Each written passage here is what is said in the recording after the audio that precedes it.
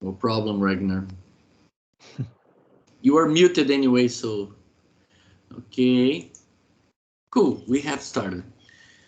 Folks, welcome everybody to the next SUG-BR, our edition in October, after the symposium, immediately after the symposium. So I would like to start by thanking the presenters, Eduardo and Bruno, for coming right after the symposium. It can be tiring, and we really appreciate your time, especially that we are in a holiday in Brazil today. So Eduardo, you're taking your free time for this. Thanks. Right. So today we will have Brandon Bruno, Eduardo Moraes. The two guys will come with these two cool subjects. Brandon, we will speak about learning headless with React for Sitecore people who are used to MVC, like us, like everybody here is in this call. Hopefully you will pass, Brandon, the whole presentation without mentioning the word monolith, because I have a problem with that, a personal problem. My grandparents were natives, Indians, so it's against my religion to use that. No, I'm kidding. It's just because I feel it's a terrible term. I'm deleting like 10 slides right now, don't worry. No, you're free to use the words you want, sorry. Eduardo Moraes is coming with this presentation on migrating content and planning how to migrate content into Content Hub. I think I am also familiar to this theme, as I've been involved in a project like that in the beginning of this year. I am really proud for have you two guys here. Thanks. Awesome. We will start with this intro and the roundtable. We will speak about things that we learned, things that we saw that were exciting in this last symposium. Then Eduardo Moraes will start with the content strategy for Sitecore Content Hub migration, and Brandon Bruno with the crash course for Sitecore Dinosaurs. I love this. Yeah. It feels so familiar. Talk about dinosaurs, right, Rodrigo? Yeah. Okay. So I think the only announcement is the MVP application is coming. November is coming. Everybody starts to get excited and at the same time anxious. I feel this close a cycle as at the same time last year I was deciding to start after a symposium in 2020. Was not, in my opinion, the best experience. We got a lot of different features this year, enabling more interactions and things. I decided to start the Sitecore Hugs program, interviewing people that we love in our community, because online events are hard to create memories for us to remember. So we spend the year bringing these memories, and now we're closing the gap. The first edition of Sitecore Hugs was about the MVP, and now the MVP application has come again. Welcome, Goran. How are you guys feeling for the MVP this year? Eduardo, I feel you just presented it. Yeah, I'm actually switching categories on MVP. I went from technical to ambassador, and now I'm on the strategy side. Mm-hmm. So I hope I'll make it for the strategy MVP this year. And that's where my focus is on right now. So I was awarded 6 times Sitecore MVP, and I didn't make it twice. So I had 2 years where I was not awarded as a Sitecore MVP. So it's not something that you can just take it for granted. You guys really need to put some effort out there. So the year that I didn't really produce much, I didn't get the award. So the award really means something. So So I'm very glad to have you guys awarded, like you, Rodrigo, like straight all the years long. That means that you do really contribute a lot to the community, and that's really appreciated. Who knows what January has for us, guys? What about you, Brandon? I am definitely not going to be an MVP next year, and that is because I You are work a for dinosaur. Sitecore now. Yeah, sure. That's Yeah, true. so this is actually the weird part of the year for me because I've been working with Sitecore for about 2 months now, and I'm an MVP. So like I get information from both ends of the hose. And I'll just leave it at that. I'll say that I get information from Sitecore, and then I'm like, I see it come through the community, and I'm like, oh, okay, cool. So Huh. And I thought that they immediately would quit your MVP if you join Sitecore. So you can, there's that possibility to stay yeah, on. there's a little bit of overlap. I mean, obviously it expires at the end of the year, right? So I still get, what's 2 more months. Honestly, the information I get internally is very similar to what the MVPs get. So there's a lot of overlap mostly. It's not like there's anything exclusive one way or the other. Some people from Sitecore, I used to hear that a lot, complains that people that are MVP ends up getting some information earlier than them. That is a thing, yes, but it's getting better. So I'm really happy about it. I can't complain because I'm MVP for 6 years. They are privileging us, so I can't definitely, complain. definitely, it's worthwhile. Cool. All right, so this year I just stopped my screen because I think this roundtable. Eduardo, do you mind to turn on your webcam so we can do the roundtable? I think my opinion, last year was, in all senses, I would say a disappointment from my perspective. Because when COVID started at the beginning of the year, and we are like month after month thinking, no, maybe next month this will get better. Maybe next month this will get better. But when the symposium was announced to be online, it was like a reality shock, right? So, okay, so the thing is here, nothing gonna change. We will have to do this online. And I think I started the symposium in 2020 with that feeling. And the experience was very cold, was like not like this year. We had a lot of improvements. So I got at some point I thought, man, maybe it would be better just cancel this because it's not the same, right? It's when you experience the real in-person symposium and then you go to the online, all that connections that you do there, they just vanish. But I think this year it was very different. Okay, we have Chris joining us. Chris is on. Chris, we'll ask him to join us in the roundtable. Hi, Chris. For some reason, I cannot make him a presenter. I don't know why. Do I need to be a presenter? Not necessary. No. Yeah, maybe not. Yeah. You want to turn your webcam? Welcome, Hey, there Chris. he is. Aha, there is Chris. Ooh. And look at what shirt I got on. Look at Digital that. connections. I wonder how many other people got the Nishtech shirt. Yeah, I got a new one. It's coming. one It's too? coming. Yeah? Yeah. Yeah, I got Awesome. the one from with the names of the Chicago and how was that? Las Vegas, Yeah, I almost went for that one. I was looking at it and I was like, that would be cool. Chicago crossed out, Vegas crossed out. Trust, yeah, and brain dates. Yeah. So yeah, brain dates, that's the topic. I think, I was explaining, Chris, thanks for coming, but before you joined, I was telling that last year was quite of a deception in a lot of senses because nobody was expecting to be an online event in the, when we started 2020, nobody was expecting to be there in 2020, end of 2020. And then we got COVID and we got the symposium of 2020. But now I feel that this symposium improved a lot, the brain dates is something that I think was a great thing that they put together.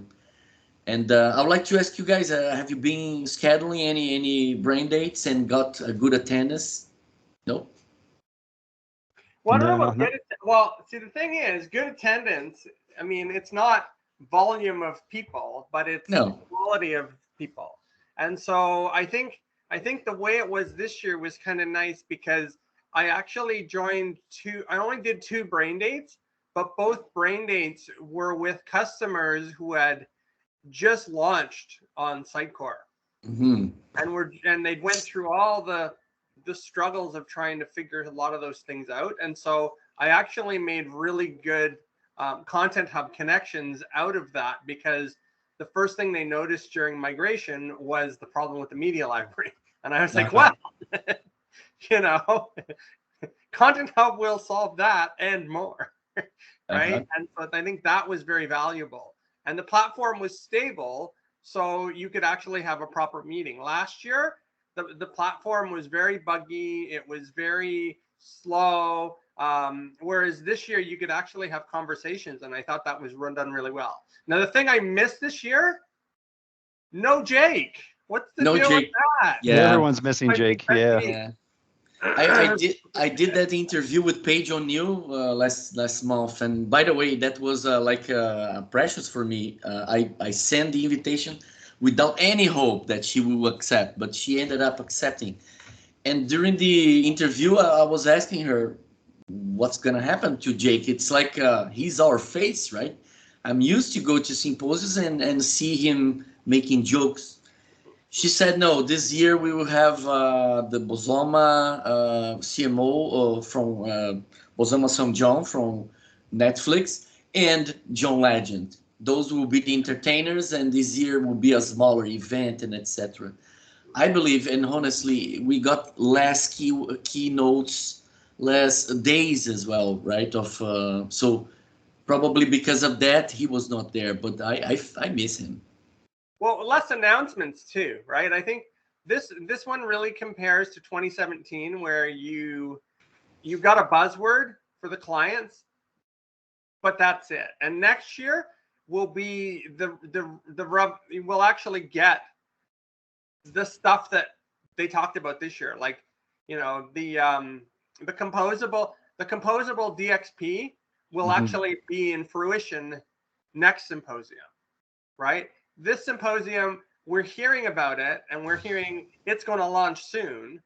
And in 2017, it was like Horizon, we're going to get that soon, and Zenith, we're going to get that soon. And now we actually have Horizon, and we're happy. But the customers were all excited, and right now the customers are really excited about composable DXP. But what do we show them? Yeah, right? It's just a promise. That's the challenge. Concept. Yeah. Right.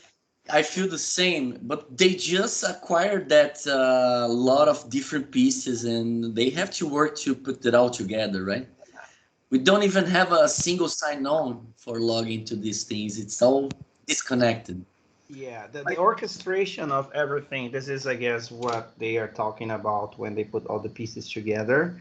And this is where partners will also help, right, Chris? So we all will be, I guess, tasked to provide Sitecore with our inputs to make this happen in an orchestrated way. Yeah. Yeah, it's definitely, it's an exciting time, but that was the only thing, is it's one of those down years in announcements, right? It's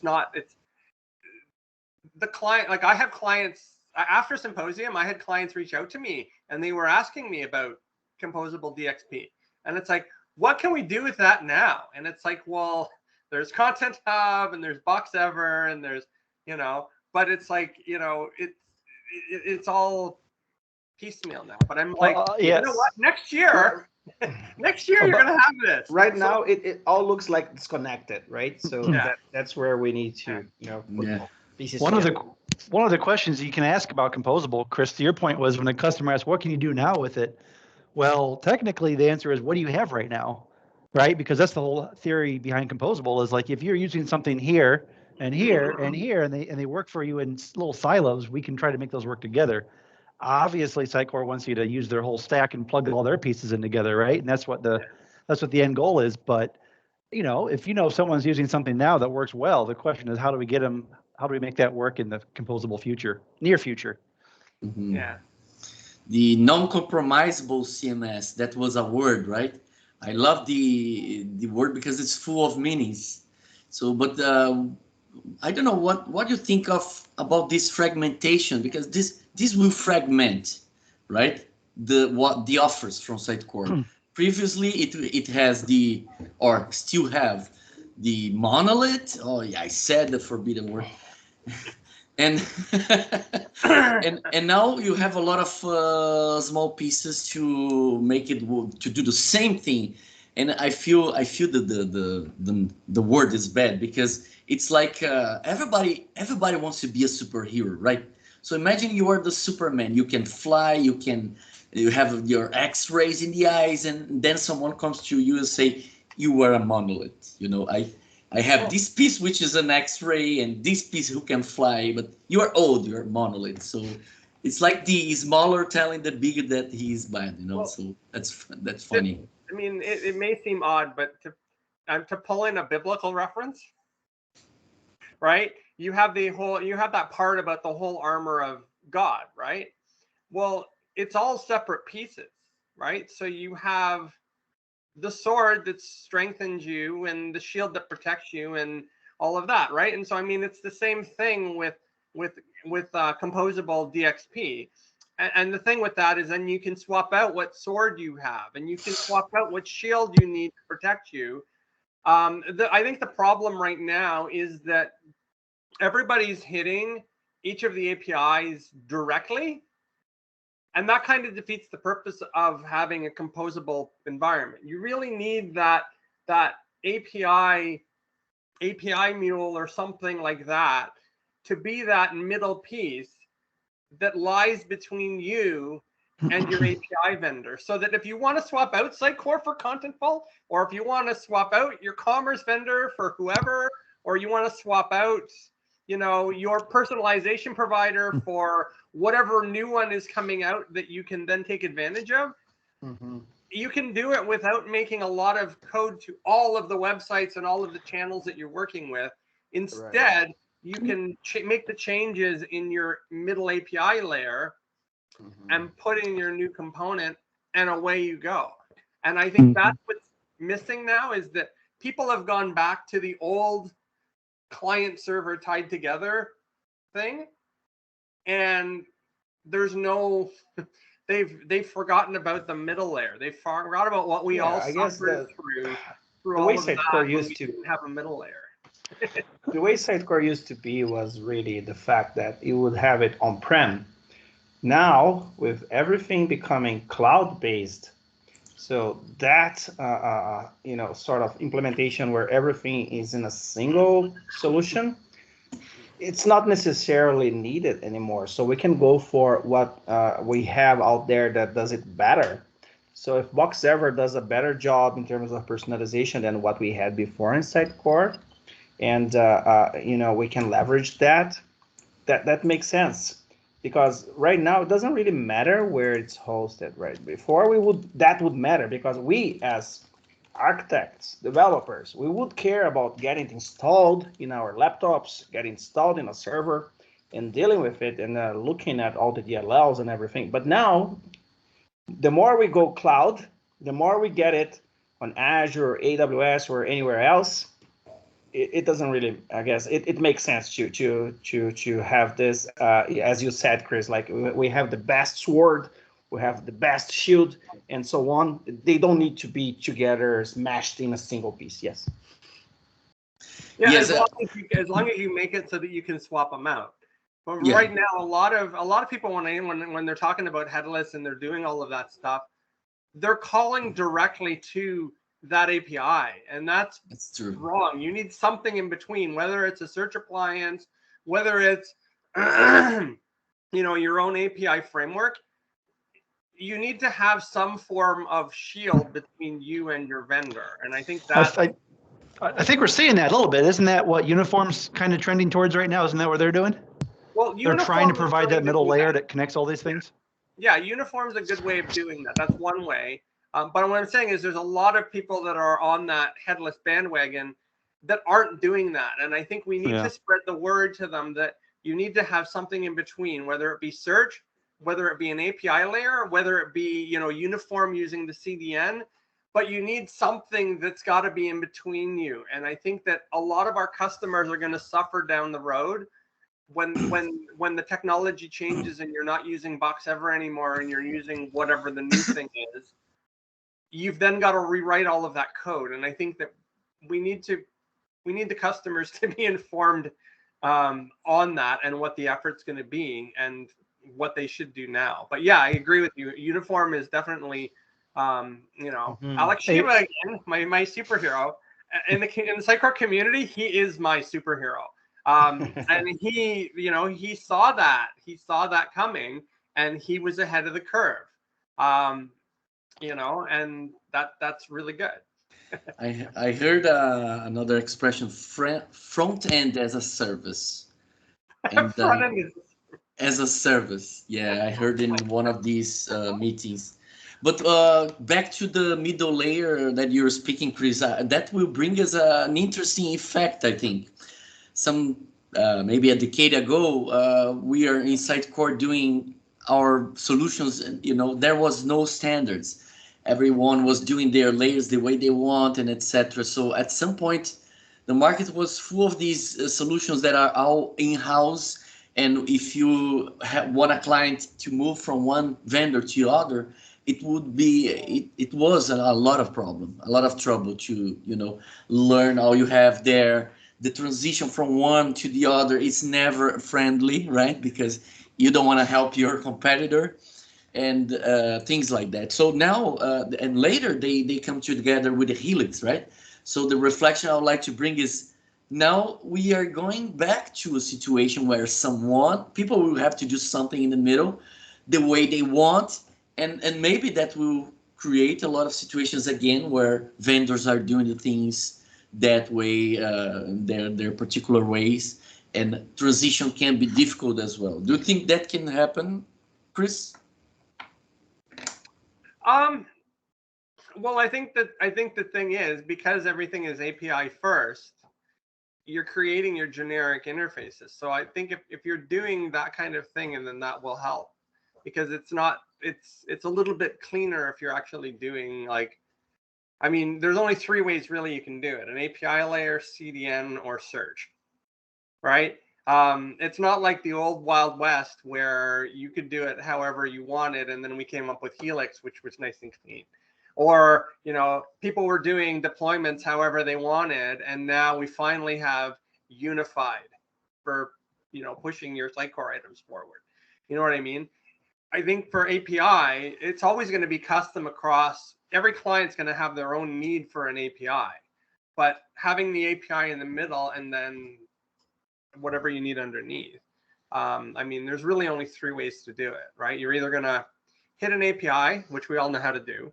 You're going to stuff everything in a search index, which we all know how to do, or uniform in CDN, which we all know how to do. So I don't think it's going to be as bad as it was before. Back in the day with that. Now it is if they keep hitting all the individual API vendors.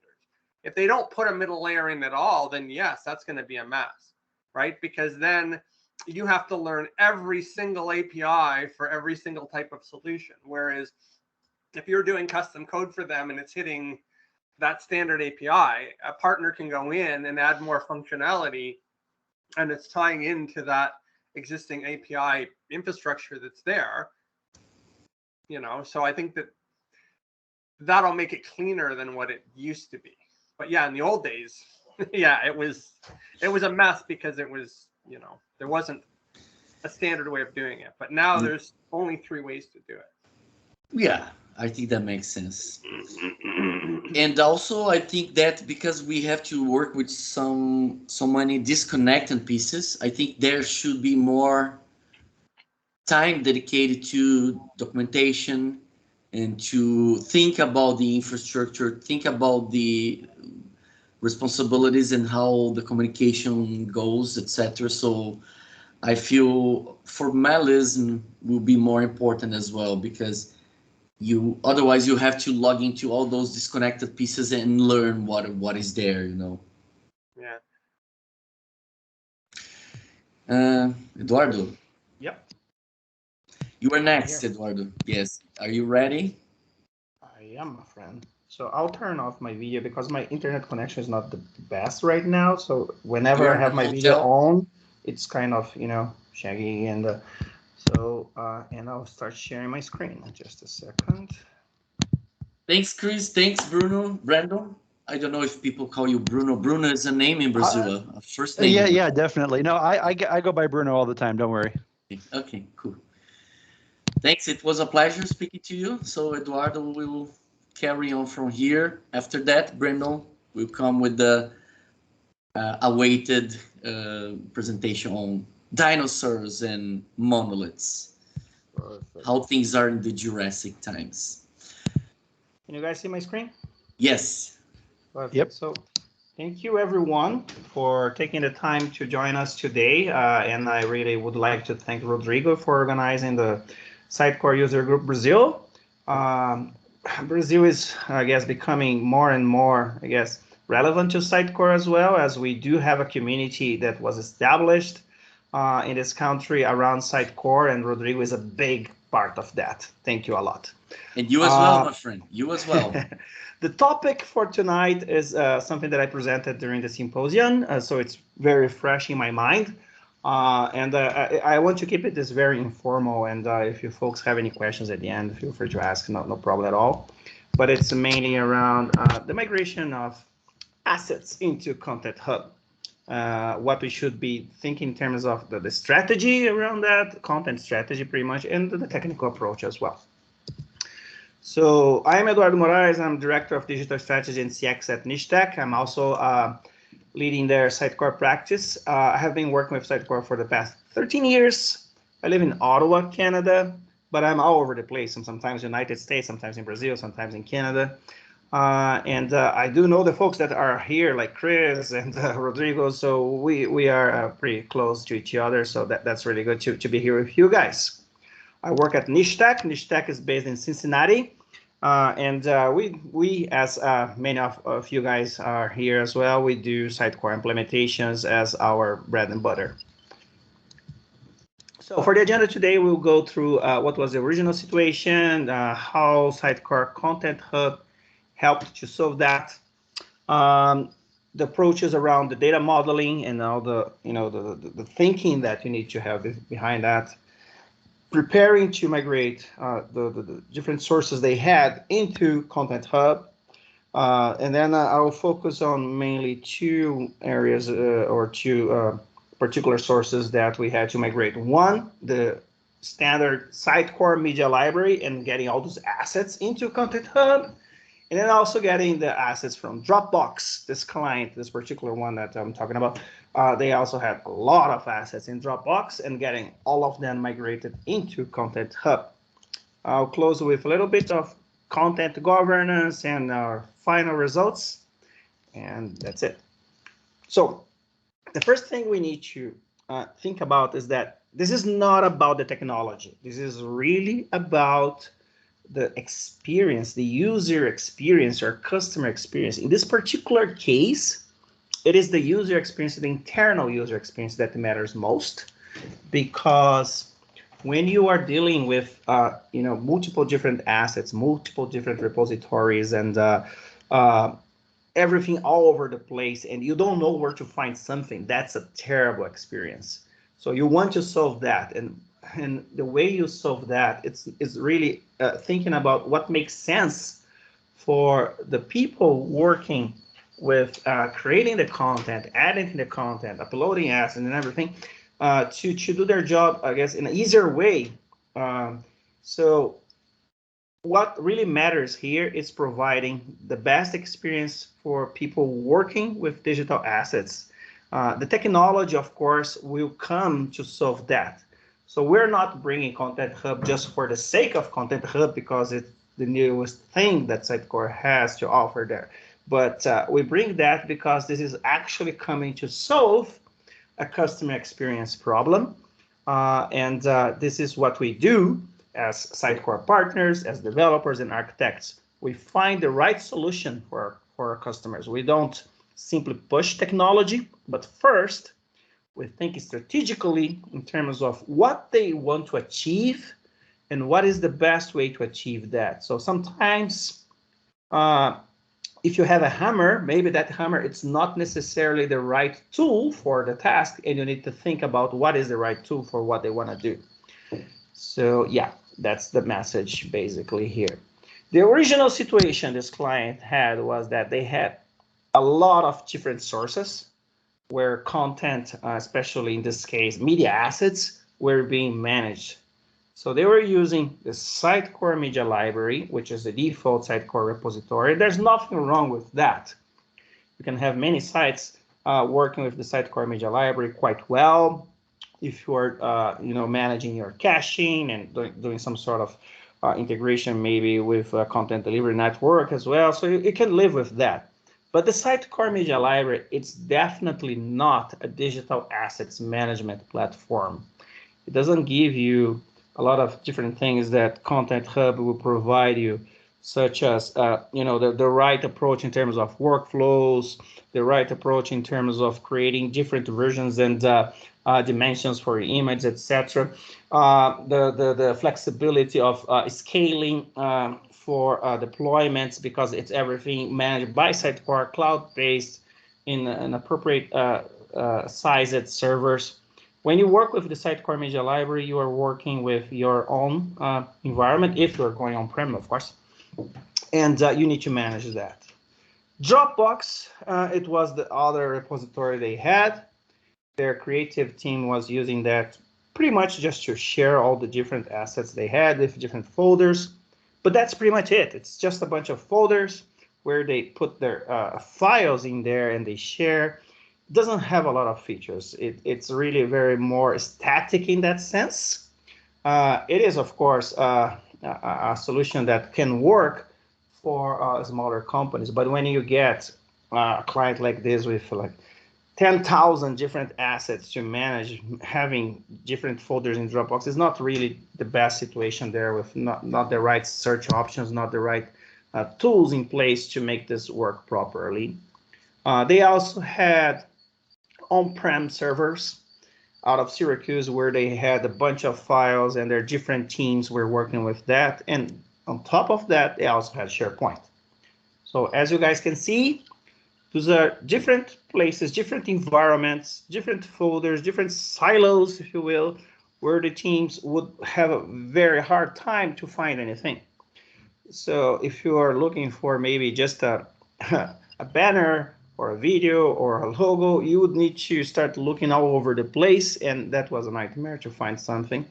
And sometimes you would have like pieces being duplicated in different places, different repositories, and that was not ideal at all. So having a centralized repository with an appropriate governance on top, integration with Sitecore, the robustness of being leveraged from scaled servers in the cloud, this is where Content Hub comes into place and offers the solution for our clients in this particular situation. What we would do next in this particular scenario here is really discuss with the client from a strategic perspective what makes sense to get migrated, what doesn't make sense to get migrated, and where to start, what is the most important to be migrated. And this is what we had done with them. So we had a series of workshops where we discussed with their different teams and we figured out. So we started with the Sitecore Media Library, and then the next step was Dropbox, and then finally we went through the on-prem servers and SharePoint, etc. On this presentation, I'll focus on the first two, so the Media Library 1 and Dropbox. So how Content Hub can help in this kind of scenario? Sitecore Content Hub, it does allow for a single source of truth, of course. So it's becoming, as it becomes that repository where you know where to go to find what you need. All the assets are there, so you can leverage the governance model that you put in place in Content Hub to give access to the right people at the right collections of assets, and also the right permissions, whether they can approve or not something. So this is where Content Hub comes into place. And one of the issues that we had initially was, okay, how we're going to get all this into Content Hub? Content Hub actually comes with an asset uploader feature, and that's very handy because the way it works, you need just to provide the right set of metadata and the point of access for your media assets. And once you get that uploaded into Content Hub, it takes care of doing all the import of the assets. So this is very, very, very handy. And other than that, it comes with a Sitecore Cms Connector, which means that if you are in Sitecore Content Editor or Experience Editor, you just can click a button and find the assets you want from Content Hub instead of the Sitecore Media Library. So that is very handy as well. And one of the things that Content Hub offers, and this goes beyond anything that they had before for managing their assets, is the data modeling and governance feature. The data modeling one was very important for them because with Content Hub, you are not, frozen only into the fields or attributes, the metadata that are available out of the box for your media assets. You can actually expand on that. So you can create your own schema for the assets. And that schema can include different attributes that you can later use for, having facets for searching assets. For example, you can create an attribute for whatever that asset is pertinent to a particular department or a particular gender, year, whatever different attributes you want to have in place. You can model into your asset schema, and that will facilitate the life of people working with those assets. Well, having the right balance between too much granularity in terms of fields for assets and too little, it is the kind of strategy that you need to keep in mind, because when you put too much granularity, when you have too many fields and you make, I guess, a lot of them like mandatory or required, that makes your content author's life harder. So you need to find the right balance between what makes sense to your client, to your customer, to have in place. So they really need to filter by department or by site or by something like that, or they don't need that. So you can just make it as optional or not have that field at all. And the other extreme would be not having any additional fields in place. So find that right balance between too much granularity and too little granularity in terms of the different metadata and attributes you want to have in your data modeling for your assets. It is a work that you need to do with your customers around some workshops until you get the point where they will validate that, will approve it, so you're good to go and get that defined in Content Hub. And then from there, you start working on the migration of the different assets. So the actual migration work, as I said, so you start from that data modeling. For this particular customer, we had a few different things that we want to have in place that would make sense for them. Things like age, event, gender, year, role, whether it's a veteran or not, employer. So different attributes that they would later use for a facet search. For example, in the right side of this screenshot, you have some facets. For example, they have something called RTB, so employer RTB, consumer RTB, and then you could just check one of the checkboxes there, and only the assets that are tagged to that would show up. So that makes their life easier. But again, you need to make sure that those different facets will make sense to them, and they will actually be able to tag to them. Because if it's something that is overkill to content authors, this is really not going to help. So you start with the data modeling. You define the data model, and you define that in a way that's going to enable an intuitive facet search for your customer. They look at that, it makes sense to them, so you're in the right path. So you have that in place, and with that in place, you will start putting together your schema. So you go into Sitecore Content Hub, you're going to define all those different schemas, and you assign them to mainly the m.asset, specifically Content Hub, which is the main one for all those digital assets, but not necessarily. Content Hub is more than that.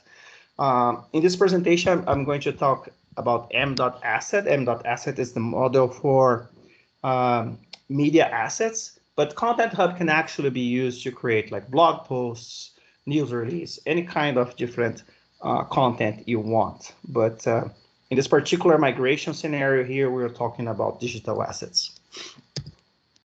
So how do we prepare to migrate assets, digital assets, into Content Hub? As I said before, Content Hub comes with a tool that makes it simpler to migrate or upload content into Content Hub.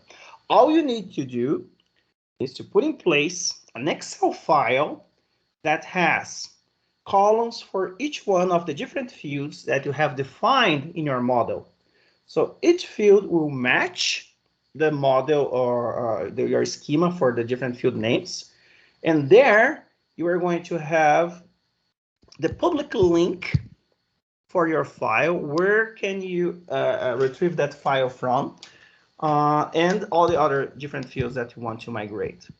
Once you have this Excel file compiled, all you need to do is to upload this Excel file to Content Hub using the upload tool, the migration tool. And it is going to import, using the public links, all those media assets, and also populate the different attributes following the different columns you have in your file. So this is what we call the m.asset file. And that's pretty much what we need to do. So you go to import Excel, you upload your m.asset file. And while it is doing that, you want to keep an eye in your logs, of course, to check whether it's having any kind of issues, because maybe you got one of the columns doesn't really match the different field names in your schema, or maybe there's something wrong there, something that's not being recognized. So you monitor, keep a look in your logs, and if there's something wrong there, you are going to go back to your Excel file, fix it, and try again. Once that is done, all the public, you just need to have all the public links created and extracted. Yeah, Content Hub will take care of that for you. So what about the legacy links on the website? So just to step back a little bit, when I'm talking about getting that Excel file in place, we're talking about, especially for the Sitecore Media Library, generating a list of all the assets we have in the media library. The public links for all those assets will need to be there. So this is where PowerShell can come to our rescue.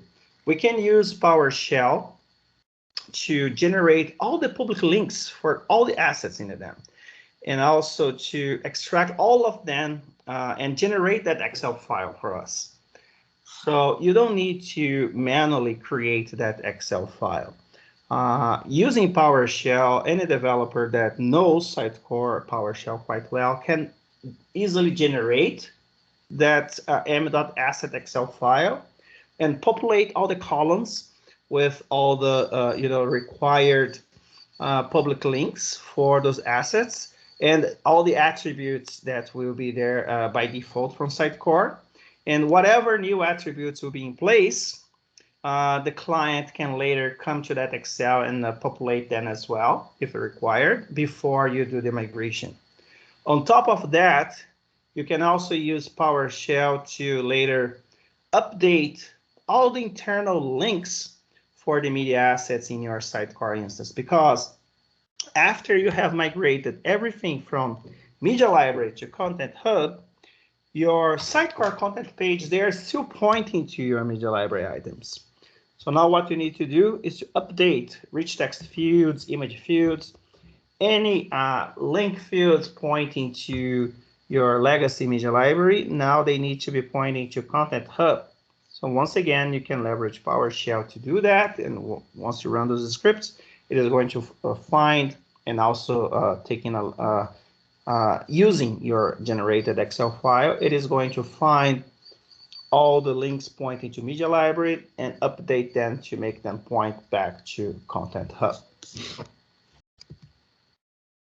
Dropbox is not much different than that. It's kind of the same approach. The only problem I faced with Dropbox in this particular scenario is that Dropbox doesn't really have an easy way to create public links in a bulk out of the box. So you can't really do that with Dropbox.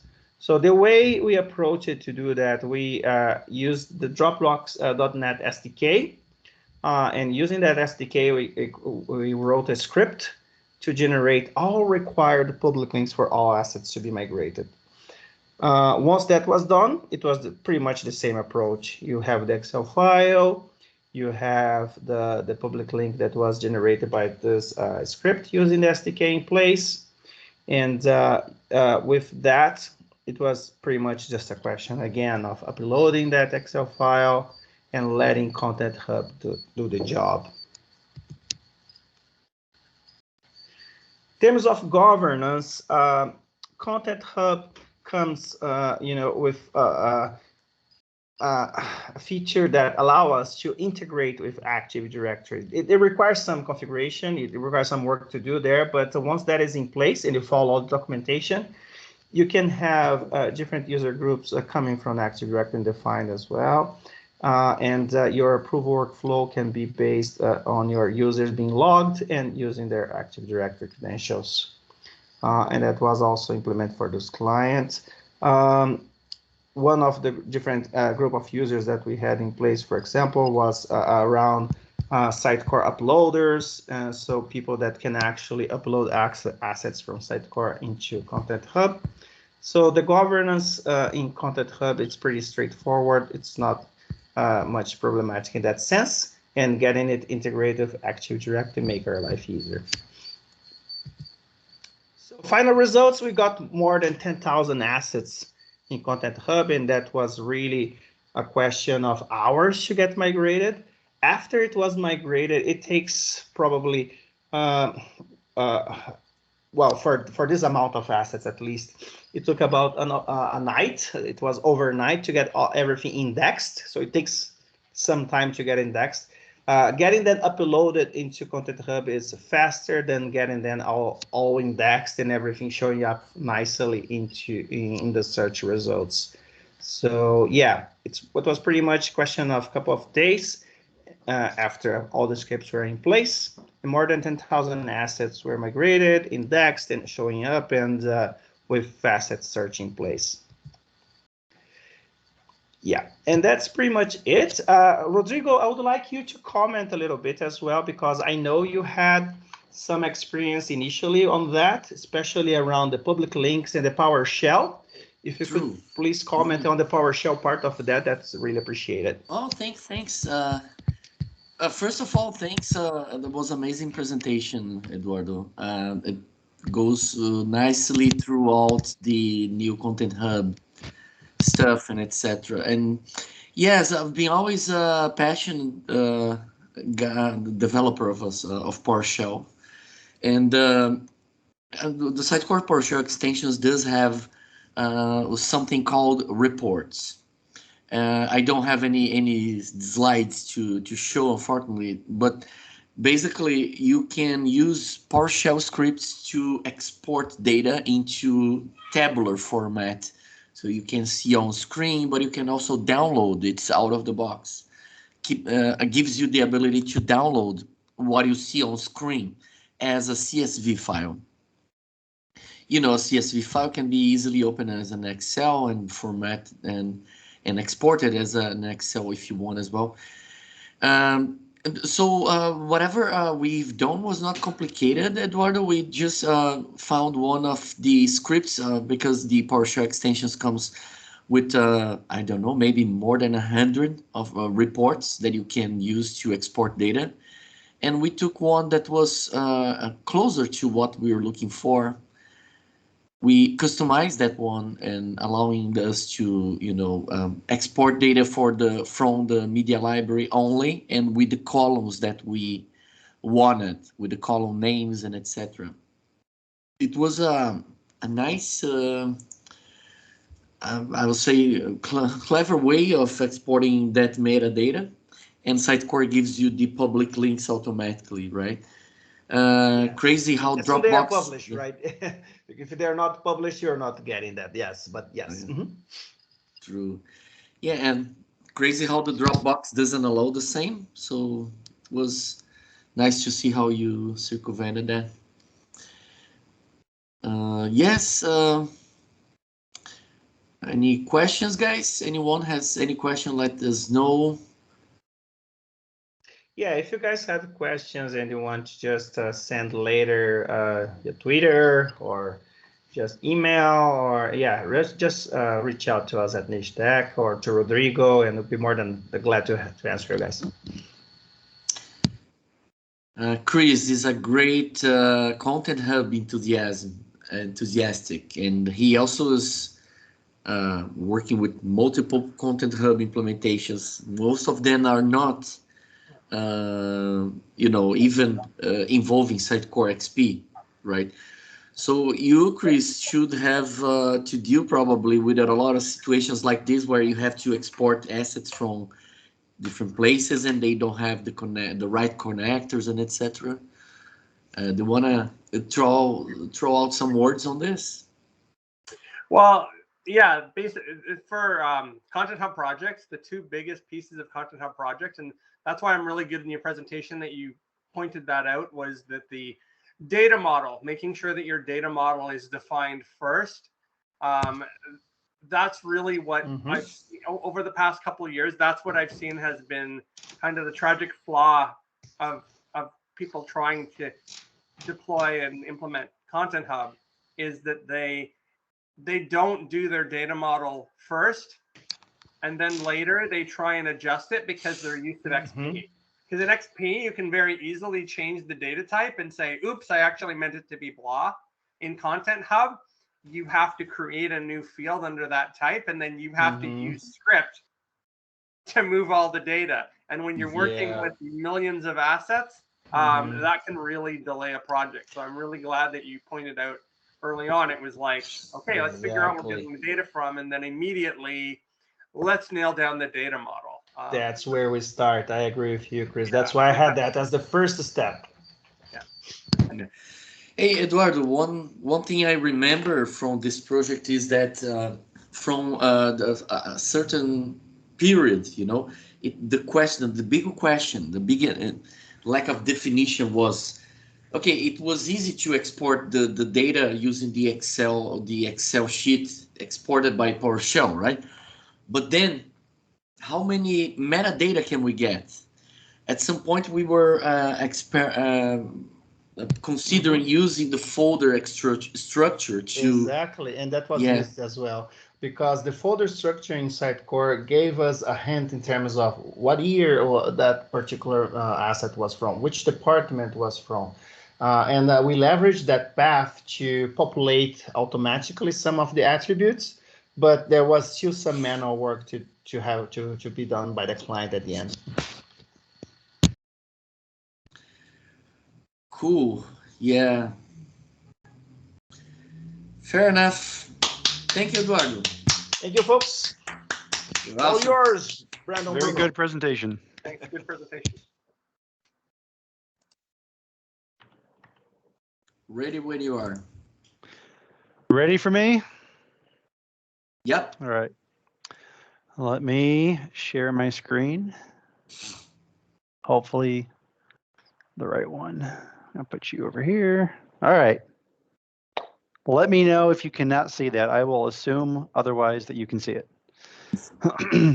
All right, so let me start the clock. I always stay on the clock. So this is a React crash course for Sitecore Dinosaurs. I'm going to talk a little bit about what a Sitecore Dinosaur is in a minute, but I think the folks on this call seem to have a good idea.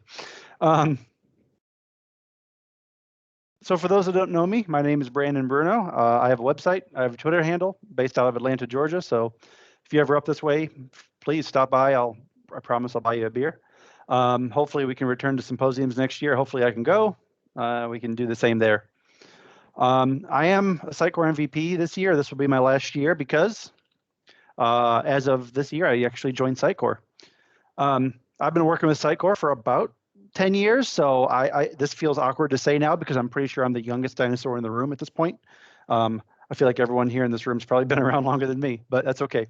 2017, I started my blog and community effort, Sitecore Spark, a couple of modules out there and a few other things, and of course, speaking and whatnot. So who's this presentation for? Well, this presentation is really for people who see, they don't necessarily see a future for their backend skills. That's kind of a broad statement, but it's in more generic terms. It's for someone who doesn't see the exact future coming for that utilizes the skills they've been comfortable with for the last 5, 6, 7, 10 years, whatever. My personal journey here is that I joined Sitecore and I immediately set off to learn Next.js because Sitecore is going to be making a big deal about that over the next 12 months. It's one of the paths forward for architecting on Sitecore. And I got to about the second page of the Next.js documentation when I saw this block of code. And I saw this block of code. And I thought, okay, this is JavaScript, no big deal. I'm going to go ahead and just read through this because I do know JavaScript. I'm not too worried about it. Except that I started going through this and I realized I didn't really know what the heck most of this was. Import, class, static. I mean, I'm familiar with some of these concepts from other languages, but as far as JavaScript goes, this was new to me. And then I got to this line down here where in the render method, and I saw this return div, and I'm like, I'm pretty sure you can't do that in JavaScript. I'm pretty sure that should be a string right there. Like, what? This isn't right. And then I saw this export. So I'm like, okay, I came to the conclusion after diving into Next.js for all of 5 minutes that I really was behind the times here. I had no idea what was going on in modern JavaScript and React. So ultimately, I decided that this talk is for the traditional backend developer. Like me, I've been working with Sitecore MVC for a little better part of 10 years now. And I do feel a little threatened. Preferably this talk is for those who have absolutely no React experience. If you have a little bit of experience, great, awesome. I will encourage you to set me straight if you hear me misspeak. More importantly, this talk is really for those people who want to be kind of well-educated and well-rounded. You're certainly not going to be coming out an expert on the other side of this talk. That's not the point here. The goal of this talk is to make sure that you get some exposure to some more modern JavaScript concepts, and you get just enough exposure to React that you feel comfortable going forward with the framework and have a few other starting points to learn from. So if you're a dinosaur, that implies that you're probably old and rusty and out of sync with the world, and maybe feeling a little threatened by extinction. On the other hand, being a dinosaur means you might be at the top of your game as well. You know, you might be at the top of the food chain. You might be a solutions architect. You might be a lead developer. You know, life is pretty good. You can crank out an MVC site with the best of them. Some of us, though, do suffer from imposter syndrome pretty bad, and this is the actual dinosaur we actually are today. Not a pleasant feeling. Nonetheless, yeah, I'll leave it up there for a second. It's true. Yeah, thank you. More the dog than the costume, really. Regardless, here's the future we got coming, and us dinosaurs are down here, right? So it's really not that bleak. I don't want you to think that you're suddenly going to be obsolete in 12 months. Obviously, there are some there's plenty of backend work out there, and there's definitely rendering host options with the MVC rendering host that Sitecore's been talking about. So the goal of this talk, let's become more well-rounded developers and learn a little bit of what our front-end brothers and sisters have been doing this whole time.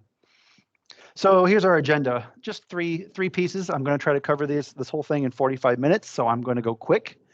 If you have any questions that are absolutely pressing, feel free to like blurt them out and stop me. Otherwise, I'll try to gather them in chat and we can talk at the end.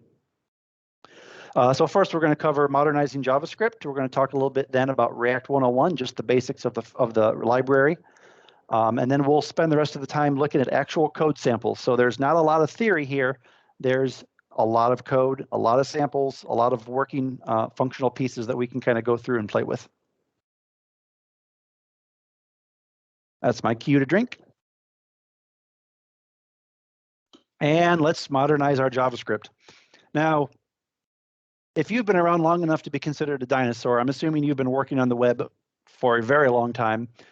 I have to make the assumption that you know the ECMAScript 3 version of JavaScript. And just to give you a visual, that's the version of JavaScript that's been around since about 1999. And it's the version of JavaScript that built basically Web 2.0. So all of the 2000s, Web 2.0, Gmail, Ajax, the jQuery was a big thing in this time. This is the version of JavaScript that really built the modern web today. And then somewhere around 2009 and again in 2015, the community and development JavaScript developers decided we needed to do better. So of course we created ES5 and ES6, and that's kind of where we are today. There are a few other versions, but they don't matter. JavaScript has again reached an annual, ECMAScript has released an annual update cadence, and JavaScript is trying to keep pace, but things work in some browsers, they don't work in others. In general, we're just going to focus on the higher level concepts here of ES5 and ES6 that will make working with React all the more pleasant. All right, so let's do this. This is going to go quick. First up, variable scoping. Anyone that's ever written JavaScript in the last 25 years probably has written, use the var keyword for declaring a variable. That's great, it works. There's a few issues with scoping, but no big deal. Introduced with ES5, and I might get these versions wrong, so bear with me while I pause on that. ES5 introduced the let keyword. This basically means that a variable will be scoped only to its local lexical block and nowhere else. And then constants were introduced, and just like other languages, this basically means a variable is not mutable, can't be changed. Template literals. This is let's take two variables, first name, last name. Traditionally, in JavaScript, like many other languages, you might use string concatenation to build these things together, to bring them together, right? String plus variable plus string plus variable. It works. It's not always pretty to read. Template literals basically give us a way using a new string notation. So instead of using single or double quotes, and let me get my pointer out here. Instead of using single or double quotes, we use the backtick character to define a string. And this allows us to then use tokens for our variables. Using this token format, $ curly braces, we can drop our variables directly into the string. And in this case, we would get that output. We can also evaluate expressions in template literals. So in this case, I can do a little bit of math here, and it works all the same. Arrow functions, something I would definitely spend an entire presentation talking about. So here's the basic version that you need to know. Here's a typical function in JavaScript. It has the function keyword, an identifier, some parameters, and a body, right? That looks like a function in just about any programming language I've ever used, which might be a good thing or bad thing, depending on how many languages that you think I should be using at this point in my career. Arrow functions really just strips out some of the ceremony. So we have parameters on the left, we have our fat arrow, and then we have our function body on the right. Arrow functions are really about removing some of the ceremony and simplifying the syntax for declaring and using functions. To make this usable, we would just take this function, assign it to a variable, and then we can use it like a function, the way we'd expect to use a function anywhere else. You can also write without any parameters, so you can just use empty parens and then our function body. Where I'm going with this is that, as you'll see later on, because functions are first-class citizens in JavaScript, they can be passed around like variables as parameters to other functions. This is a very useful way of writing functions with very short notation in places where you know where you might need them. Promises. This is a whole nother talk, so I'm going to give you again the 10,000-foot view here. This is about the only slide that has some graphics on it.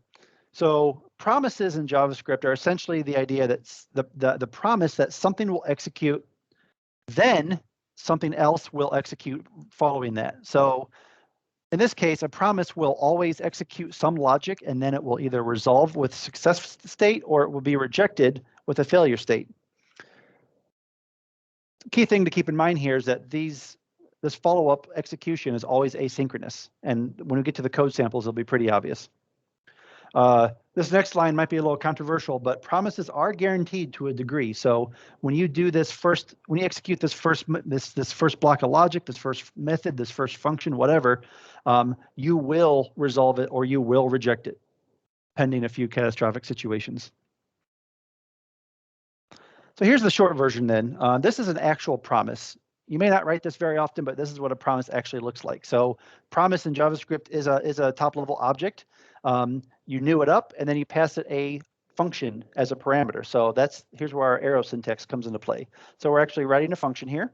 We have two parameters, resolve and reject. So we're going to go off and do some work. We don't know how much that work it's going to be. We don't know how long it's going to take, and we really don't care. All we care about is, did the work complete successfully or did it not complete successfully? If it succeeded, we're going to resolve this promise, and we're going to succeed. If we failed for any reason, we're going to reject this promise. Here's where some of the magic comes into play, because promises use a concept called chaining, where we can continue to execute some logic with subsequent methods attached directly to that promise. So in this case, the resolve method implicitly maps to then, which is a reserved method for promises. And then it also, the reject will map to a catch method. So in this case, this promise, once resolved, will execute the function passed into the then method down here. The actual name for this is a thenable, which is such a weird name, I'm not even going to say it again. And then the catch will typically handle errors.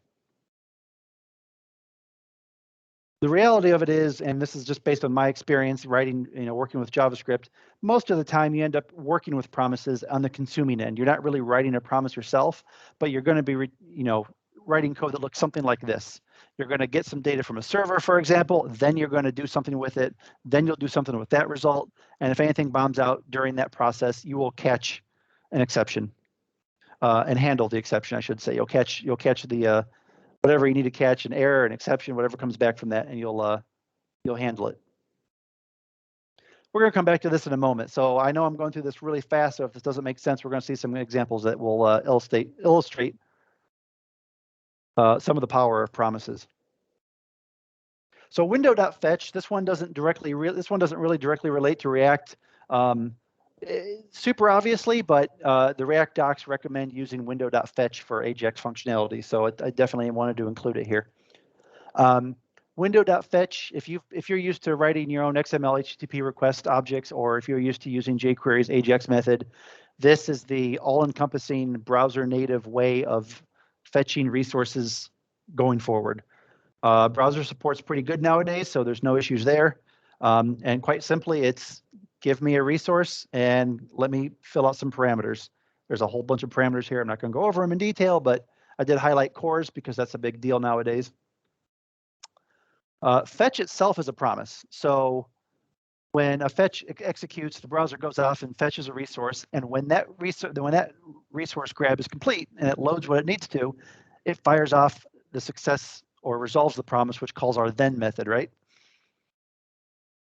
We get back a response object. This response object has a whole bunch of stuff on it, one of which is a status. So like a good developer, we're going to check our status, make sure we don't have any errors.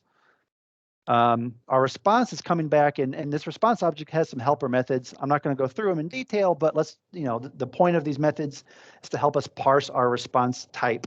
So if we're expecting to get some JSON back, there's a JSON helper method that will spit out a JSON object of that data. There's also a text method, a blob method, a form data, an array buffer, I think, is another one. So it can help us massage the data we get back and give us something that's native to what we're expecting. So in this case, I'm expecting to get some JSON, so I call the JSON helper, and that itself returns a promise. So I'm going to go ahead after that succeeds, log that object to the console so I can inspect it. And of course, if that original fetch method was to bomb out for any reason or that promise is rejected, we need to have that catch method on there to gracefully handle an error message. So let's go back to promises real quick, because we're going to talk about a slightly newer syntax. This is much newer. We're talking about ES5 and ES6. I believe this is actually part of ES7 or 9, whatever, 7 or 8, 7, 8, 9, somewhere in there. Honestly, don't know the version off the top of my head. Async and Await is a way of handling promises with a little cleaner syntax. So I have an async function here, which indicates to the interpreter that this is now going to return a promise. Let's go ahead and implement that method we just saw. So let's go ahead and fetch a resource. When that comes back, we're going to parse the response and get the JSON back. Oops, hold on here. Come here. And drop that there. So we're going to get the JSON back and stuff that in the data. Now we have a JSON object of our response, and we're going to return that. And if anything goes wrong, like a good developer, we're going to try and catch the possible errors and exceptions. And then we're going to utilize that method, get data, and then go off and do something with it. Now, what you're looking at here is the exact same, essentially the exact same logic that you saw here. So I'm going to put those up on the screen back to back. Now, the async and await syntax essentially helps us write promises as if it was procedural code. So instead of having to do all of this chaining where we have window.fetch.then.catch and we have a .json.then, we can write code that looks more like procedural code where we can use traditional try catches and we can await things to happen. So just to talk through this code really fast, every time the interpreter gets to a method tagged await, the interpreter will actually stop, wait for that execution to complete. So in this case, the fetch, then it will continue on. It will then await for this JSON method to execute, then it will continue on. By tagging this function as async, the interpreter knows it doesn't have to wait in this entire method to finish. If there's other work to be done, it will continue on the execution of whatever happened when get data was called. Promises are pretty thick. I don't expect you to necessarily wrap your head around the entire concept here, but it is similar to asynchronous programming in a few other languages. But you will definitely see, once you get into React down and dirty, you will see a lot of folks using either the chainable methods of then and catch, or you'll probably see them starting to write async and await quite a bit. So wanted to make sure we cover that. All right, modules. JavaScript does support modularization, and it's a complete mess. That's the short version. So here's what a module might look like. Let's say we have person.js. We have two methods, say hello, say goodbye, and we can export those. Bottom of our file, we actually physically write export, and then we export one method and another method. Somewhere else, we can import those methods, or one or none, whatever we need, or everything in the file. There's all kinds of syntax to play with here. We can import that, and then we can use it. Obviously, we want to use modules to break down logic for large programs in ways that allow us to utilize only what we need when we need it. That's really the point of modules in most languages, especially JavaScript. The real problem with JavaScript here is that there's 4 different versions of modules right now in JavaScript. And it's a bit of a mess. What I showed you here is the ECMAScript module variation, which is the newest flavor. This is supported in browsers, but it's not necessarily supported by React natively. So things like CommonJS, RequireJS solve some of the other issues, and there's different tools that you'll use in the front end, different tools you use in the back end. It's just important to know that JavaScript does support modules, and it's really important to know that React components themselves break down across modules really, really well. So it's very common to create a React component as a module and then import that where it's needed elsewhere. JavaScript does support classes just like other languages for encapsulation purposes mostly. And in JavaScript, a class has a constructor. This is unique in JavaScript in that the constructor exists. There's only one per class. And that constructor is implicitly called when the class is instantiated. So here we pass in some variables, we assign it to some local variables, and we also have a method to provide some functionality. And we would use this just like we would in C#, pretty close to it. We can new up an object and have our constructor fire and use whatever methods and fields and properties we need to on our class. Classes do support inheritance, so we have, for example, a teacher that extends that person class we just saw. We have our own constructor that does something slightly different. Important takeaway here is there's a super keyword that allows us to instantiate the person class and call its constructor. So that's what you're seeing right here. So as this extended class, first thing you should do is call that super method and make sure you're instantiating all the right places. I'm sorry, instantiating all the right constructors. All right, that was the crazy crash course version of JavaScript. Thanks for staying with me.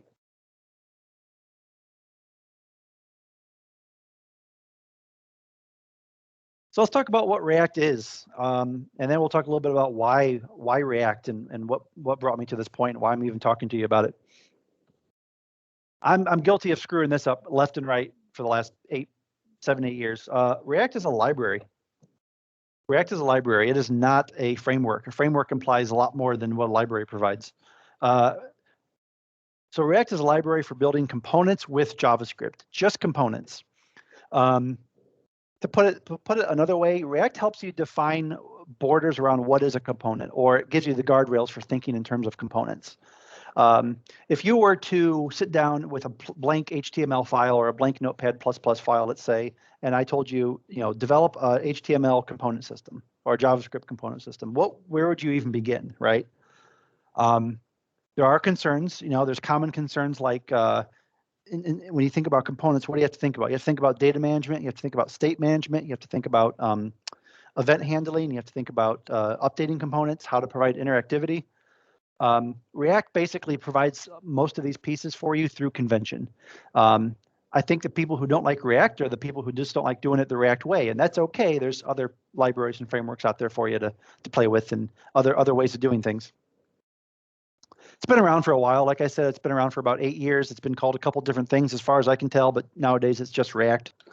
And it is maintained. It was originally created and maintained by Facebook. They've opened it to the developer community, and that implies everything that comes along with it, including all the politics of having thousands of people with voices all contributing at once. So, but it is actively maintained. It's well maintained for that matter.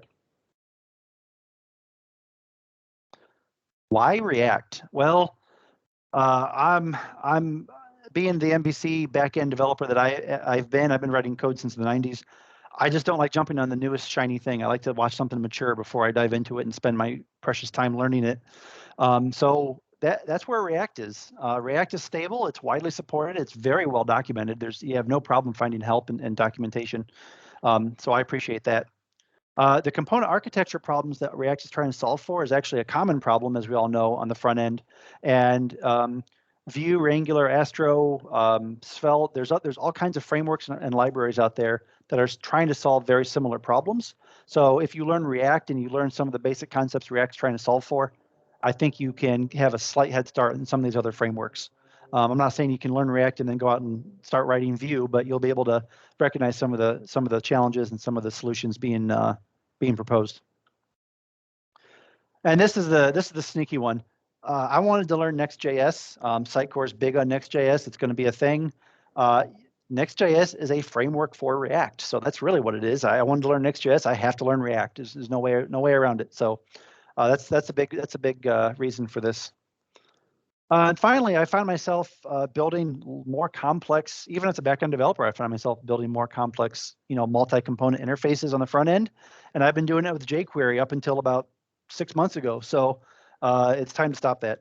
And I've actually found React is doing a very good job. It does a very good job of breaking down my components and my interfaces and my apps. Now, to be fair to the other side of the coin, why not React? I haven't had to deal with this yet because I haven't written a sufficiently complex application myself. I've worked on teams where we did, but it's not terribly fast. I'm not saying it's slow and not useful, but React has somewhat of a reputation of being slow for certain types of applications and for certain scales of applications. So that's something to keep in mind. It does require Fed experience for complex projects. So if you're going to be writing React on a larger team and you're actually compiling on the back end and you're pushing out, Node is necessary. And once you introduce Node, things just get ugly. And oh my gosh, it's nuts. I recommend having some decent Fed experience if you're going to have a sufficiently complex project. Finally, then, if you're going to create a content-driven site, if you're largely creating a content-driven site and you're intent on delivering that directly to the client, React is not the answer. You absolutely do not do that. You don't send down a blank HTML file and then toss in a bunch of JavaScript on there and have your client render that site. There's lots of reasons for performance and weight and page speeds, but really what the business cares about is SEO. Browsers can render fine, but search engines can't necessarily crawl all that content, so you have to deal with those issues.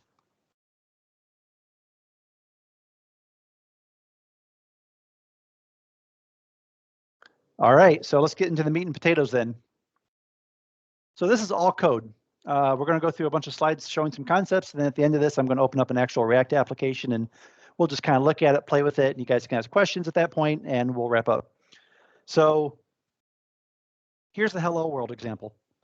Here's my HTML file. You'll notice that we have, and I'm sorry, my Teams keeps flaking out over here, so I'm just going to come back.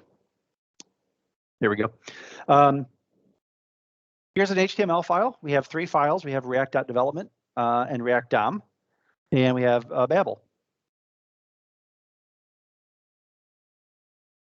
We need to render our app somewhere, and that's what this div is for. You'll see that pattern throughout this entire presentation, the rest of these slides. Now look at the script here. We're going to write some JavaScript. You'll notice that what the type is, it's not JavaScript.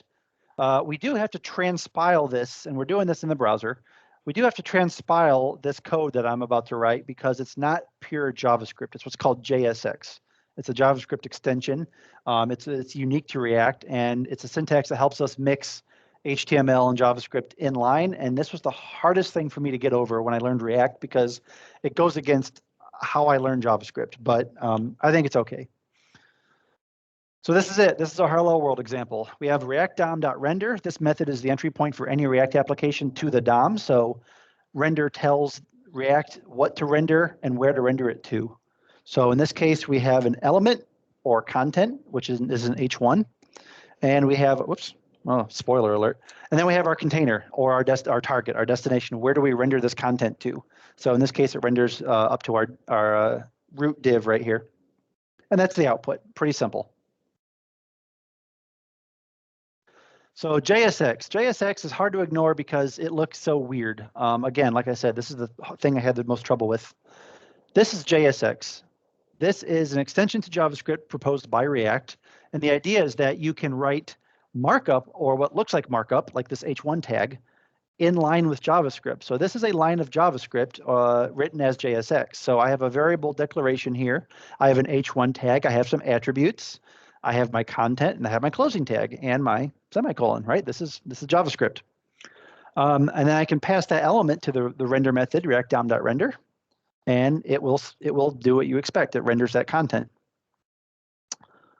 You can do all this without using JSX. Here's the JavaScript version of the exact same thing. So there is a method called react.createElement. It takes 3 parameters. It takes the tag we want to render, an object of all the different attributes and their values that we want to output, and then it takes our content. All right. The code on the top of this, the JSX up here, actually gets compiled or transpiled down to this JavaScript here. You can write raw JavaScript and never write JSX, but as you'll see in later examples, you lose some of the benefits of syntax, the clean syntax provided by JSX. So just know that these 2 things are equivalent. If JSX really bothers you, you don't have to use it, but I think there's going to be a strong argument by the end of this presentation for it. So I go ahead and render both of those out, and that's the result I would see in my browser. React has expressions. Quite simply, this is just how you get values into your content. So I have my dog is named Lizzie. I have React DOM.render. I have curly braces to denote an expression here, and that allows me to fill in some content. Boom, just like that. All right, so React is all about components. So we're going to talk about components here. Finally, right? There's two types of components in React. There's functional components and there's class-based components. So let's look at functional components first. In React, you can actually just write a function and you can return some JSX. So I have return h1 in my content.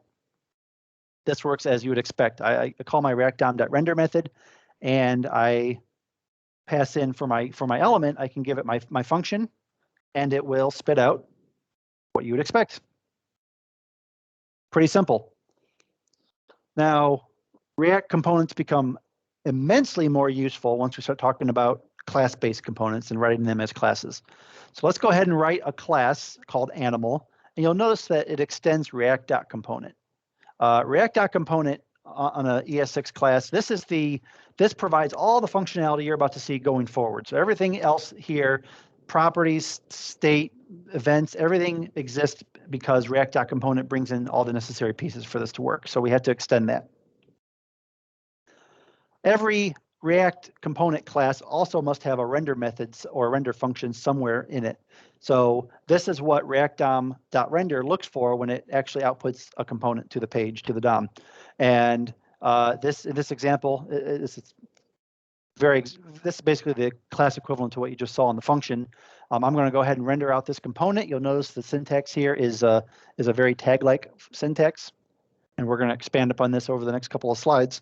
But when I pass in animal, I pass an animal, and React looks for the render method, and it spits that out right there in our browser. All right, we're going to talk about properties and state. Properties first. So components would be a lot more useful if we could get data into them, right? So let's take a person. Let's create a person class. Let's have our render method there. There's our content. And React.component provides something called properties. And properties allow us to pass data into a component. So we can pass data into a component and use it just like you see here. This.props.firstname. First name is passed in. So I'm going to go ahead and render this out. So here's React DOM.render. Here's my person, and I can pass in what looks like attributes as my properties. So in this case, last name equals Brandon. Now, there's all kinds of things wrong here. You'll notice that there's actually a mismatch, right? I'm passing in last name, but I'm trying to reference first name up here. That's okay. React doesn't care. It just won't render something that's not on that props object. Not a problem. We'll play with that a little bit more in the next couple slides. So just to review, properties are for getting content into a component. State is for managing values inside of a component. As where properties are intended to be brought into a component and not mutated, they're actually read-only. State allows you to store values inside of a component and update them over the lifecycle of an entire component. So let's start with a component called building. Let's have our class constructor where we are going to set some values up. And we're going to reference this.state. So this.state, and this, of course, in this case, references the building class. This.state handles all of the variables that we want to track throughout the lifetime and life cycle of this component. So we have floors 4, and we have a price, which actually comes in through the props. So I'm going to put my render method out that I'm going to spit out this values of the state variables. And then down here, I'm going to render the building component, and I'm going to pass in a price, which then works its way down into my state. That's the value we'd get, or the content we'd get in our browser. You can update state a couple different ways. Yes, you can assign directly to state. So if I really wanted to, I could say this.state.floors equals whatever and update that value, or this.state.price. You can do that. You shouldn't. I don't think React will complain. I'd have to double check in my console. I don't think it will complain. We'll check it out at the end here. React does provide a method called setState. So this .setState anywhere inside of the class or the component allows you to pass in an object with updated key pair values of values. So I want to change the price from 225 to 250. The reason you want to use setState is because that also fires off a bunch of other logic and a bunch of other updates. If you're expecting values on your components to update in real time, that's setState is how that happens. setState fires off all the other lifecycle and lifetime events that need to fire. Props and state are very, those are both very important concepts in React. You really need to kind of understand these if nothing else. If you walk away with nothing else today, try to take this with you. Properties in React, that props object, data flows into a component. It's intended to pass values into components. Once into a component, it's read-only, and it's really useful for displaying and setting initial values. State then is always initialized in the constructor, and it's really intended to manage values inside of a component over the lifetime of a component. And you always want to make sure you use the setState method for updating state values over the lifetime of the method, lifetime of a component. All right, let's take a quick look at events. This is a whole nother big one. I don't want you to try to have to learn it necessarily full scale, but at least recognize how it's done, and I think with relative ease anyway. So we have a component here called party. We have two methods, start party and end party. So we actually want our component to do something now. Here's our render method. So we have a couple of buttons we're rendering out. We're rendering out a button to start the party and a button to end the party. And we can use any common JavaScript method that you'd expect. So we can, there's onClick, there's mouse, there's clicks, there's key ups, keys down, mouse over. All the usual JavaScript methods are available to us. And we can wire these up simply by saying this dot, and reference our methods or our functions. This dot start party, this dot end party. React takes care of the rest of the wire up and bindings and all that. However, at least in this example, we do have to do some more boilerplate code we have to write. So in the constructor, we do have to do some binding, and this is strictly because of how this value works, this keyword works in JavaScript. So when you see class-based components in React like this, you're almost always going to see a bunch of boilerplate code at the top of a file in the constructor, just like this.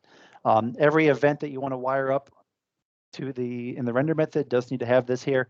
That's pretty much all I'll say about that for now. We'll see more of it in the example coming up. So React DOM.render, we're going to output this party component, and there you go. I can click on start this party, and I get the alert.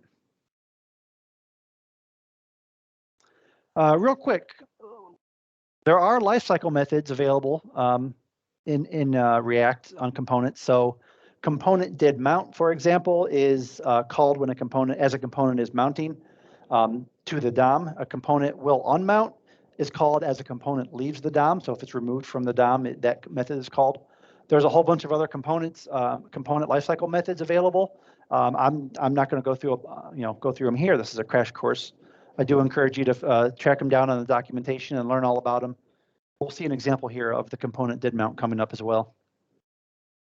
If I was to render this to the page, you'll notice that we get the alert, and oddly enough, I have an alert here, and it's console.log in the example, so that's a fun issue. You'll notice that it says component is mounting, and nothing's been rendered yet, so this does get called before the render method is executed.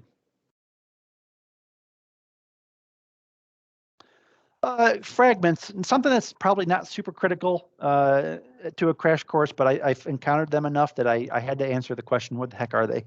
So in React, the React DOM.render method takes a parameter. It takes that first parameter as your content, right? Your element. You'll notice that there's always a top level parent tag there. In this case, a div.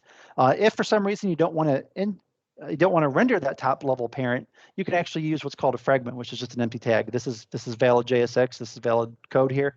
The difference being that if you don't want to mess up your markup, so let's say I have a div root 1, but I don't want this div right here, you can use a fragment to not render that div and just get down to the root. This is to ensure markup stays consistent, make sure markup stays clean, make sure you don't break any styling.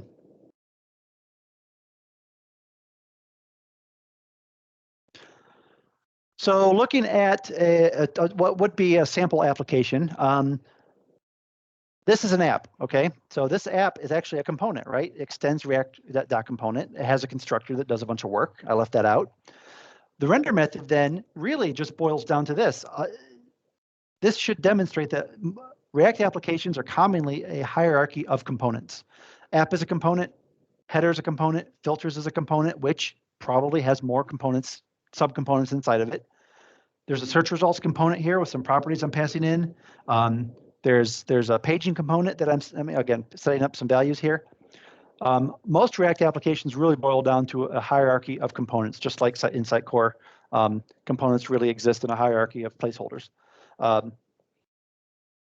This is central to React architecture here. You look at an interface and you break it down, you're really going to figure out what component lives where and under what other components. A few other things to learn that I did not cover in those slides there. Lifting state is an important concept. So I said that components maintain their own state. Other components are not supposed to be aware of other component state. So component A and component B that live next to each other, they'll never know what their state is. Component A that lives under, component B that lives under component A will never know of each other's state either. Lifting state is a way of bringing that state from component B back up to component A, so you can start to see some interoperability there. Component refs are a way of referencing components directly in code and manipulating them. We'll see an example of that here in a minute, but we're not going to spend a lot of time on it. HTML attributes in JSX is a little weird. So if you want to write, let's say you want to add a CSS class to a div, for example, typically you write div class equals something. Can't do that. JSX is closer to JavaScript than HTML. So there's a few quirks there you have to kind of learn. If you wanted to add a class to a div with JSX, you'd actually write you write div class name equals. Same with inline styles. There's all kinds of weird quirks there. I recommend looking up how HTML attributes work in React. Hooks is something worth looking into. This is definitely newer to React. Hooks were introduced with React 16. And it's basically a way of simplifying everything you just saw today. Hooks allow you to use the features of a class-based component in a function, along with a bunch of other cool stuff. But I'm not going to cover that here. That's definitely something that you guys can explore on your own. What I do want to do real quick, though, is see if I've learned anything, see if you've learned anything. Looking back at that Next.js example, we'll realize that going down this line by line, we see that we're importing something. So we're bringing some kind of module in here. It's React. Spoiler alert. We have class page extends React.component. So right now, I now know that this is actually a React component at this point. A bunch of this stuff is modern JavaScript. So I'm fetching some data. It's JSON, so it's spitting back a JSON object and it's assigning that to something here. Okay, that's great. This is actually specific to Next.js here. And then here's our render method that React is expecting on our class. And here's our JSX. Here's our markup that we're returning. We are returning some properties. And then we're exporting this. So we're exporting this as a module so that something else can consume this page component. So this is a little easier for me to read nowadays. I feel a little bit better about it. I threw a lot at you at once. I don't expect you to necessarily have all that stick right away, but I'm hoping that by seeing these slides and seeing some of these concepts, next time you encounter these in the wild or you start reading documentation, you'll be like, oh yeah, okay, I get that. I remember seeing that. So in review, React is a library for building components. React DOM.render is always your entry point to start getting content onto the page. Between JSX or JavaScript, JSX is way more common. You saw it all through this presentation. That was where we mixed markup with JavaScript. A very clean way of writing markup in code. JSS components, class components always extend that React.component class. So make sure you always do that when you're writing components as classes. And then definitely learn about properties versus state. That's very important concept in React. I want to make sure that the difference between those two things are clear. So real quick, I have about a minute left, so on my clock anyway. So what I want to do is flip over to an actual little demo application. Don't rush out. Don't rush out. I can slow it down, don't worry. Let's spend a little time here then. So here's an actual application that I wrote to demo some of these concepts, and everything in this code base basically reflects the presentation. So we're going to spend some time going through that. So on the left, actually, let's not use DevTools. So on the left here, you'll see my browser. Oh, Sitecore links, get out of here. You'll see an app. I have a title. I have some filters. I have a little button here. It does something. Then I have a bunch of components. So this is all a list of hiking trails in North Georgia that I like to go on. It works. So I'm going to type in mountain here. I get Cow Rock Mountain. I can type in rock. I get Preacher's Rock. The clear button works. I can filter by difficulty. Okay, I can clear filters again. So when you look at this, interface, you see that this is clearly a bunch of components, especially down here, right? This is a component is meant to be reused, usually, or used in a way that's easy and obvious, and that's what we're doing here. Flipping over to my markup then, this is the page that you see here. In fact, there's no better demonstration of why you don't send down React-driven content websites, because on my right is my source code and on my left is the HTML a browser sees. Google would absolutely crap itself over this. It has no idea what to do with it. They kind of do. They say they do. They think they can execute JavaScript, but it's just not as good as it could be. So the actual React application is pretty complex for search engines. We have a bunch of stuff at the top here. This is just everything I need to kind of get off the ground, some fonts, some styling, all of the scripts that I talked about earlier, React and Babel. Here's the root of the application. So this is where things get kicked off. And then down here, you'll see I've included all the different scripts that basically represent our components. So I have a title component, I have a trail component, I have a couple of filters, then I have an app. I'm going to start with this index.js because that's where the application really kicks off. There it is. There's our React DOM.render. This is the entry point and the only one for the entire application. So I'm rendering out this app component. So if I follow this backwards and I go to the app component itself, I'm at the bottom of it. Hopefully some of this is familiar at this point. And if that's too small, let me know. I've been talking like I'm presenting on a white projector for the last 2 years, and everyone's on their screen, so I'm assuming everyone can read it. But it's okay. Perfect, thanks. So we have an app, it's a React component. We have a constructor where we initialize some data. There's some of our boilerplate code that I talked about as far as wiring up events and references. Here's one of our lifecycle methods right here, component did mount. And in this, we are going off and getting our trail data. It's actually a JSON object, so it should be familiar there. We're setting state right away, so we set state with that data. We set it to some internal variables that we actually established up here in our constructor. And then we provide a bunch of functionality, what happens when things change, what happens when filters get updated, stuff like that. The really key thing to take away here is the render method. So we get down to the render method here, and we're returning the rest of the application. So here's a fragment, because we just want to have an empty fragment to start with. And then we have a bunch of components. We have our title component. There's our text that we're outputting. We have our filters, our type ahead filter, our rating filter with our radio buttons. We have a button here, which I'm wiring up manually to reset filters. And then we have a list of trail components. I'm using a JavaScript method, an array method called map to iterate over the data. And I'm outputting a trail component for each one of those. So for each one of the data items that comes in here, I am passing those in as properties to each component. So if I come to the trail then, and this will be the last one we look at, here's the trail component that represents each one of these little cards right here. So we have a title, an H3, we have our image, and then we have all the attributes below that, along with a little bit of logic to decorate it, clean it up. We do a little conversion of our math here to make sure we have the right kilometers and mileage and all that for the length. And that's pretty much it. This is, so going back to, I think that if you're gonna look at this app yourself, I highly recommend you spend time looking at the app.js component, because this is where the rest of the page kind of comes together, and you see the structure really come together here in this render method. The rest of these components, like the type ahead, they're all pretty much the same thing. They have a constructor that sets some initial values up, and they provide some functionality, and then they render out all the markup that they need to function.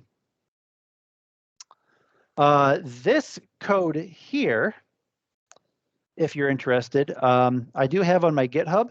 So you can actually go through this very same example here. I tried to write this to be, you know, I wanted this to match the general feeling and level of the presentation itself.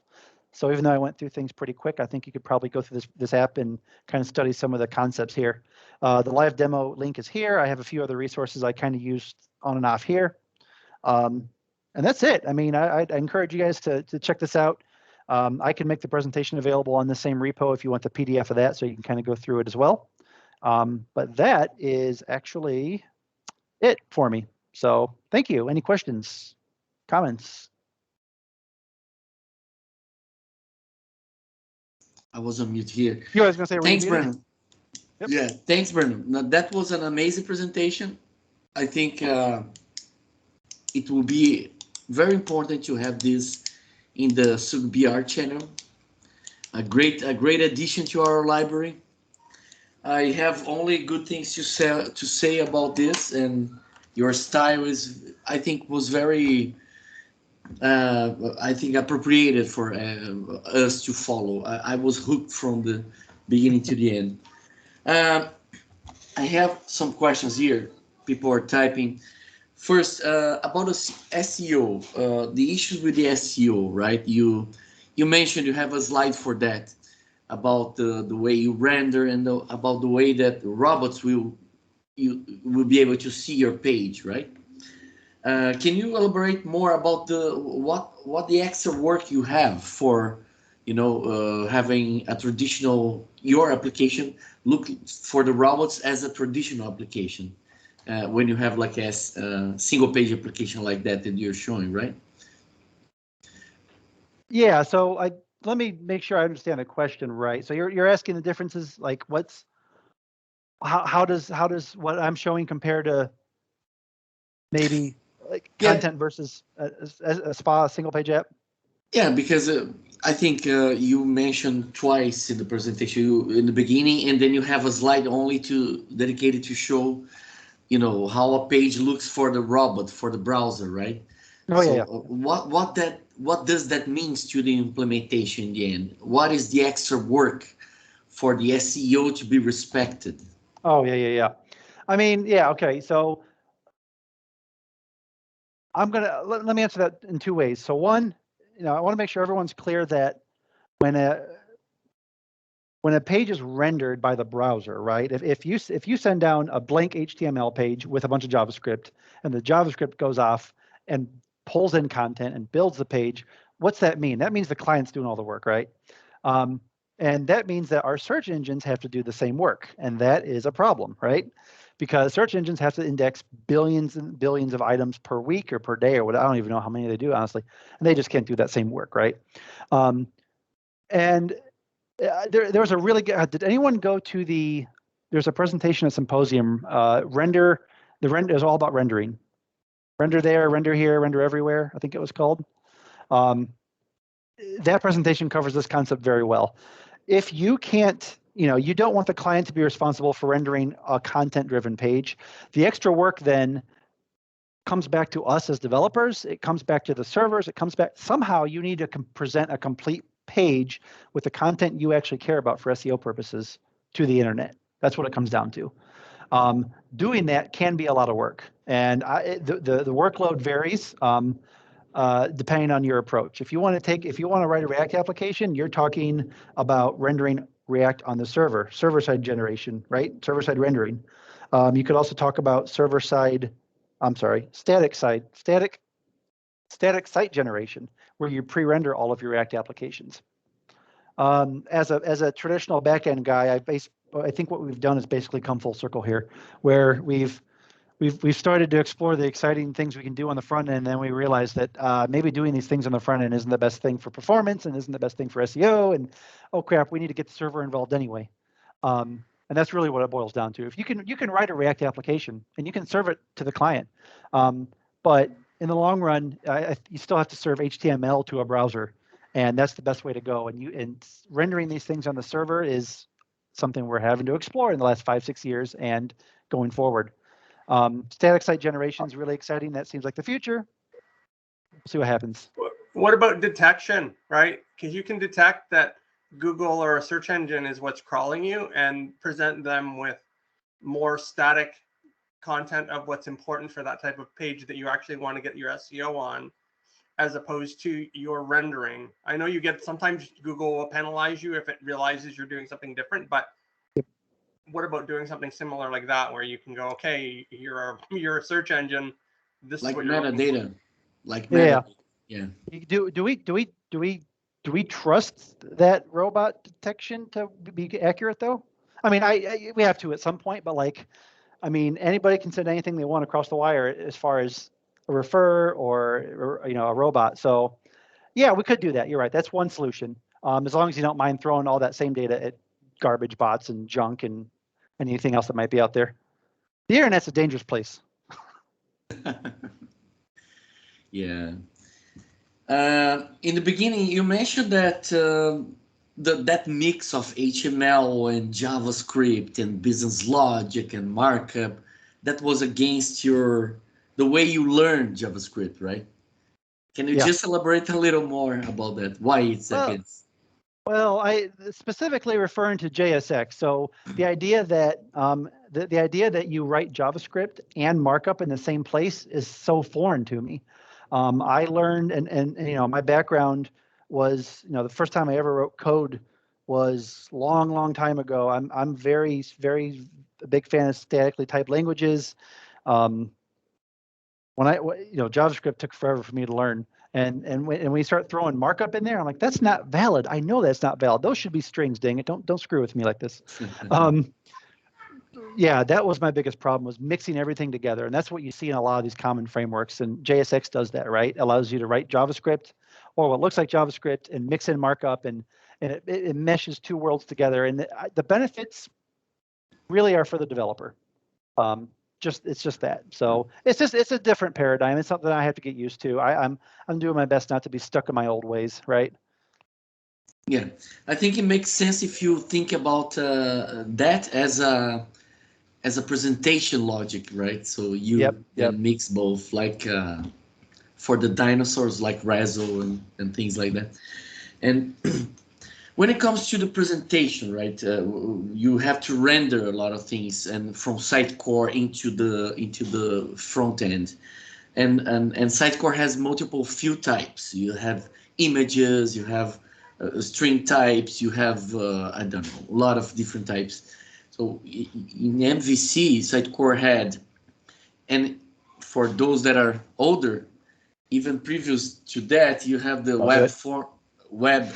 web forms. Yes. So you used to have a lot of help, right, from Sitecore, the API and the framework to render things easily. How does that goes with JSS? With Razor in this case. Razor. So I mean, I'm not going to talk about JSS specifically because I'm still coming up to speed on that. I mean, ultimately, remember what the Sitecore layout service is returning to you is JSON. It's giving you a bunch of JSON essentially, and it's giving you what you need to populate these components is what it comes down to. So hey, here's the image in a placeholder with this value. Here's the path to it. Let your component use it in your component. Now, where if you're going to build a component that needs an image, what's your source? What's your alt tag? That's what you're getting back from Sitecore. That's what you're really building with. Great. Okay. Anything else, guys? Please drop in the chat window. That was amazing, Brandon. I have no words. That was a lot of knowledge condensed in these few 45 minutes. I have a question. Yes. Is there? I mean, this is only the second. Well, this is the third time I've given this. So help me out. I mean, that's the 45-minute version. I'm comfortable doing the hour-long version. What do you guys? What was too quick? What was too slow? Like, should I drop something? Is there anything you think I could? What can I take out to make the hour more comfortable? Nothing. Something. From my side, I think the format is perfect. It would be interesting to allow some pauses to speak about the concepts as we go, even if it will inject more time in the final presentation, but because it takes time to digest, right? Especially it does, yeah. No time to pause. I think that's something I want to do is I like diagrams and pictures as well, so I'm working to find a way to fit those in there. So we'll see what happens. Yeah, this is definitely very promising. Okay, I think we're done. Thank you very much, Brandon. It was amazing. Thank you. Great crowd. And that was the end of the November. No, we are October edition. Yeah, it's crazy. Don't do that to me. It's only October, man. Don't do that. Time is passing so fast. Yes. And stay with us. Keep on. Sitecore User Group Brazil will always get back to you if you like or not. Thank you very much. Thanks, guys. Thank you. Thank you. Thanks, Eduardo. Thanks, Brandon. Thanks, Chris. Yep. And all the participations. Thanks, Ragnar, Prasad. People from Asia are here. Deolan, Alvaro, Felipe, Eduardo. Thanks all. Bye. Thanks. Bye.